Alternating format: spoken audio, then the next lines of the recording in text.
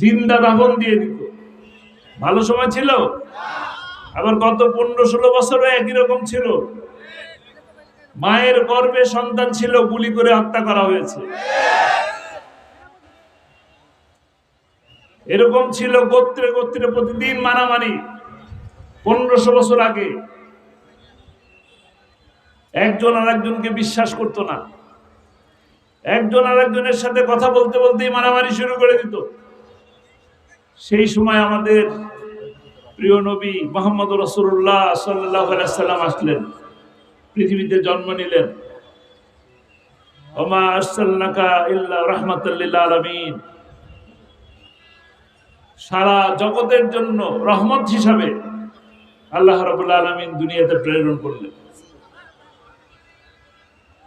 যখন মানুষের সাথে মানুষের ভেদাভেদ, যখন সাদা কালো ভেদাভেদ, যখন মানুষকে দাস হিসাবে রাখার কার্যক্রম চলছে, সেই সময় রহমত হিসাবে আমাদের কাছে আসছেন কে? মুহাম্মদ রাসূলুল্লাহ সাল্লাল্লাহু আলাইহি ওয়াসাল্লাম। সেই যুগ আর গত 14-15 বছর একই রকম মিলানো যায়।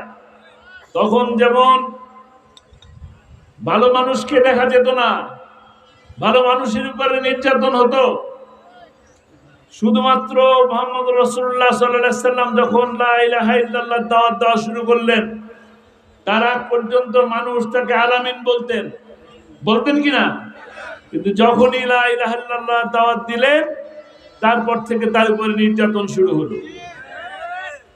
আর বাংলাদেশেও একই রকম, যারা লা ইলাহা ইল্লাল্লাহ দাওয়াত দেন, যারা সঠিকভাবে বুঝান, যারা কোরআনের পক্ষে দাওয়াত দেন, যারা আল্লাহকে ভয় করার জন্য বলেন, তাদের উপরে গত 15 বছর নির্যাতন হয়েছে, নিপীড়ন হয়েছে। গত 13টি বছর আল্লামা সাঈদীকে জেলের মধ্যে বন্দী রাখা হলো। কারণ কি? কারণ তিনি, আপনারা বলেন তাকে কি নামে ডাকেন আপনারা? কোরআনের পাখি। কোরআনের পাখি কেন বলেন? কারণ মানুষটা ছিল পিরোজপুরে, কোরআনের দাওয়াত দিতে এই ঠাকুরগাঁও পঞ্চগড় এসেছেন। সেই টেকনাফ থেকে তেতুলিয়া, রূপসা থেকে পাথুরিয়া, বাংলাদেশের এমন কোন জেলা নেই, এমন কোন উপজেলা নেই যেখানে আল্লামা সাঈদী এসে কোরআনের দাওয়াত পৌঁছে দেন নাই। আর কোন অপরাধ ছিল? আর কোন অপরাধ ছিল? ছিল না। কোন অপরাধী ছিল না। কারণ তিনি তো সংসদেও কোরআনের কথা বলেছেন।